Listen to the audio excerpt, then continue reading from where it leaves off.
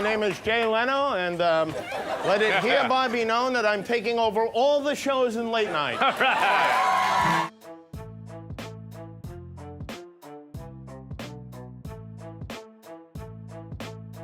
James Corden. Last week, there were stories about me being banned from a restaurant. We're not entirely sure if James Corden lost respect or if he just never had any in the first place. Corden has hosted a number of award shows, but he is perhaps best known for The Late Late Show, which he presented between 2015 and 2023.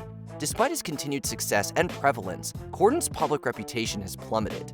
Allegations of rude behavior have followed him for years, including an incident in 2022, which saw him being banned from a New York restaurant. Look, when you make a mistake, you've got to take responsibility, so I thought I would, if it's okay, I would share with you what happened. Others perceive him as being annoyingly arrogant, and he's been accused of stealing jokes from other comedians, including Ricky Gervais. And some just don't enjoy his style of showmanship, believing that it is inauthentic and overly rehearsed. When the presenters are up here and when the recipients are receiving their awards, don't stand at the back of the stage with your hands in your pockets, looking around as though you wished you were anywhere but here. Oh, you couldn't be more wrong, sir. Dr. Phil. Over the course of 21 years in a high-profile position, you have been involved in a few controversies. Despite running one of the most successful talk shows in TV history, Dr. Phil has long attracted criticism for, well, lots of things. He's known for harboring a blunt and confrontational approach to guests, which some interpret as dismissive. He's also not a licensed psychologist as of 2006, which many see as a huge stain on his professional reputation. Some folks said that you exploited her mental condition. Do you regret what you did there? But perhaps worst of all, Dr. Phil and his production team have faced major ethical concerns and have been accused of exploitative behavior. For example, interviewing the unwell Shelley Duvall for ratings or providing alcohol to struggling guests in order to boost drama. Basically, he could care less about treating people.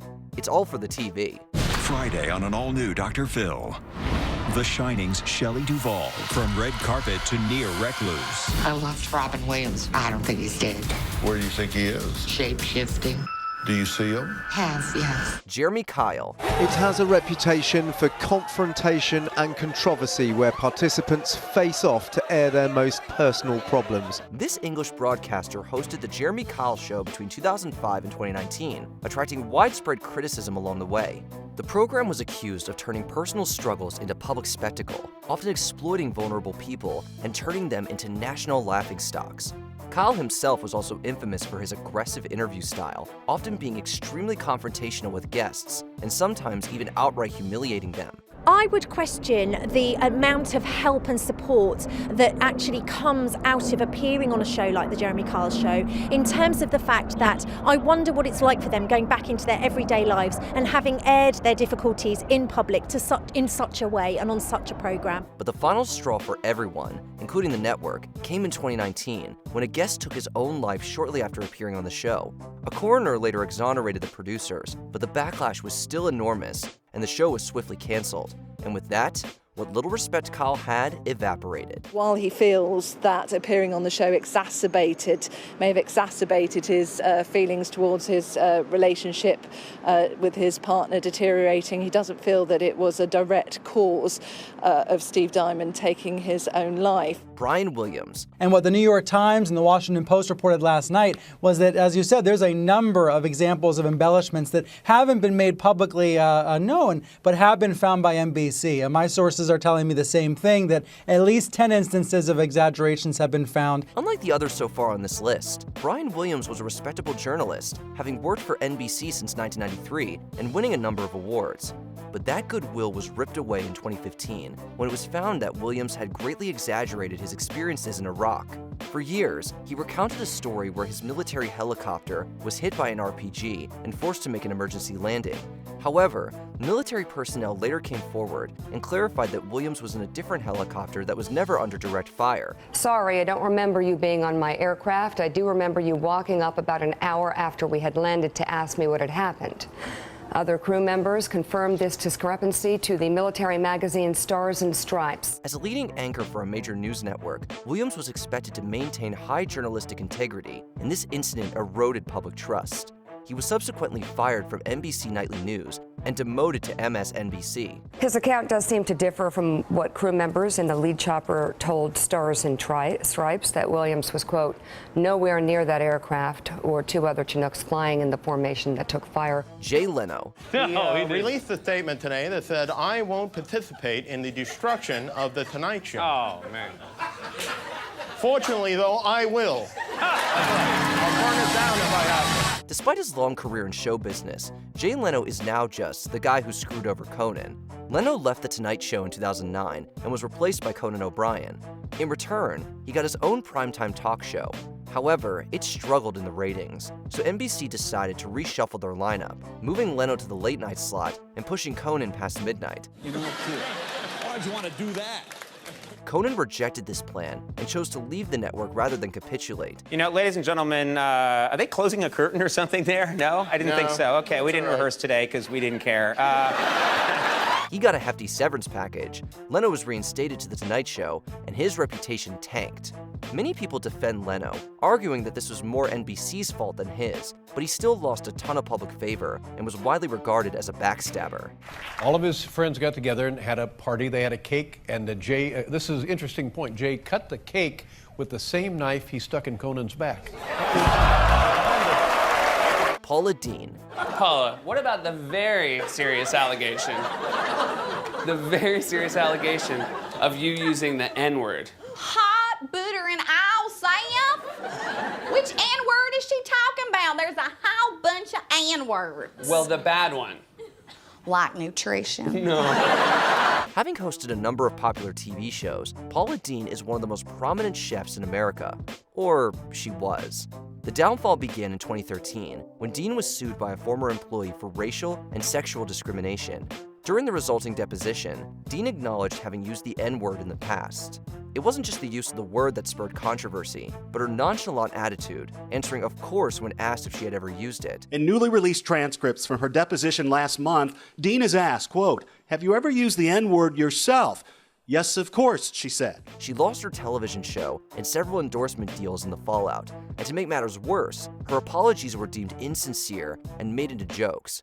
Deen has sought to rebuild her brand throughout the years, but she has never regained the mainstream success she once had. More fallout after her admission that she used racial slurs in the past. A series of awkward apologies has not stopped sponsors from dropping her. The latest Walmart and Caesars casinos. Piers Morgan. Even by the standards of a show in which confrontation is nothing new, this between two of its presenters this morning was extraordinary. Things started off so well for Piers Morgan. Rupert Murdoch personally appointed him editor of News of the World when he was just 29, making him the youngest editor of a British newspaper in over 50 years. It was all downhill from there. Morgan quickly became known for his strong and divisive opinions, and his tenure at the Daily Mirror ended in scandal in 2004, resulting in his termination. If you hire a Rottweiler for its ability to bite, you can't then be shocked when it actually bites. He was also fired from Good Morning Britain in 2021 after rudely dismissing Meghan Markle's mental health, showing a repeated lack of journalistic integrity. And speaking of that, Morgan has been accused of being implicit in the News International phone hacking scandal, which saw the newspaper illegally accessing private voicemails to find stories. Have you ever hacked a phone? No. Did phone hacking ever take place during your editorship of The Mirror? Not that I'm aware of. Ellen DeGeneres. This TV producer is speaking out on camera for the first time about what it was like working for Ellen DeGeneres. Toxic, phony, hypocrite, liar. It's amazing how fast Ellen's reputation dropped. One day, she was an icon, having paved the way for LGBT acceptance in mainstream TV and hosting one of the most popular talk shows of its day. The next, she was a social pariah. In mid-2020, several employees accused DeGeneres of harboring a toxic workplace, with instances of racism, sexual misconduct, and intimidation. Ellen would look at Ed and she would laugh, because I was hoping she was going to say, Ed, you can't be yelling at crew this way. You can't be yelling at people this way. She laughed and she said, every production needs their dog. Employees alleged that speaking up about the unfair treatment led to retaliation or termination, and some even reported being fired after taking medical leave. And many criticized Ellen herself, claiming that she was unbelievably rude and condescending behind the scenes. her ratings plummeted, the talk show was canceled, and Ellen eventually left Hollywood for England. I learned that things happened here that never should have happened. I take that very seriously, and I want to say I am so sorry to the people who were affected. Matt Lauer. And we are grappling with a dilemma that so many people have faced these past few weeks.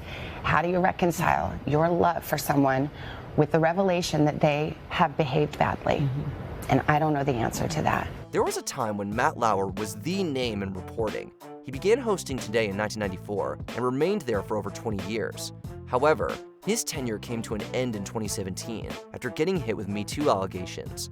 Like many, Lauer was accused of sexual misconduct when a colleague came forward claiming that Lauer engaged in inappropriate behavior towards her. In 2017, as the Me Too movement was gaining momentum, Brooke Nevels finally told Meredith Vieira what happened to her during the Olympics. Meredith, she says, was distraught and advised her to go to Human Resources here at NBC Studios. Within 24 hours, Matt Lauer was fired. NBC conducted an internal investigation and found that Lauer's alleged misconduct was not an isolated incident, and he was fired on November 29, 2017. His career in journalism was effectively brought to an end, as no major networks or organizations sought to rehire him. He also faced personal repercussions, with his wife of 21 years filing for divorce. The woman whose accusations helped end his career is going public, and we should warn you, details of her account may be too graphic for some viewers. Jimmy Savile. Last year, Jimmy Savile's coffin was driven past Leeds General Hospital, where he'd worked as a volunteer porter. Hospital staff joined the crowds, saying their goodbyes and applauding him. How things have changed. To say that Jimmy Savile lost respect is a massive understatement. He once had a ton, hosting both Top of the Pops and Jim'll Fix It, while also doing extensive charity work with British hospitals. But therein lay a very dark secret. Following his death, it was discovered that Savile was a serial sex offender, abusing hundreds of people throughout the last half-century. Savile raised millions for Stoke Mandeville Hospital in Buckinghamshire. But here too stories are emerging of nurses telling children to pretend to be asleep to avoid his attentions. These events occurred in said hospitals, schools, and the BBC studios, among other places. The scandals severely damaged the reputations not just of Savile, but the BBC and the National Health Service, both of which allegedly ignored or dismissed the claims of abused individuals. It also led to legal reforms, and most of Savile's honours were stripped. The BBC is a trusted, and I would say worldwide brand. Particularly people in this country trust whatever the BBC tells them. Now, with what's happened with Sir Jimmy Savile, it means that trust is being completely undermined. Did you lose respect for these hosts? Let us know in the comments below. I know that I'm in a position of privilege and power, and I realize that with that comes responsibility, and I take responsibility for what happens at my show.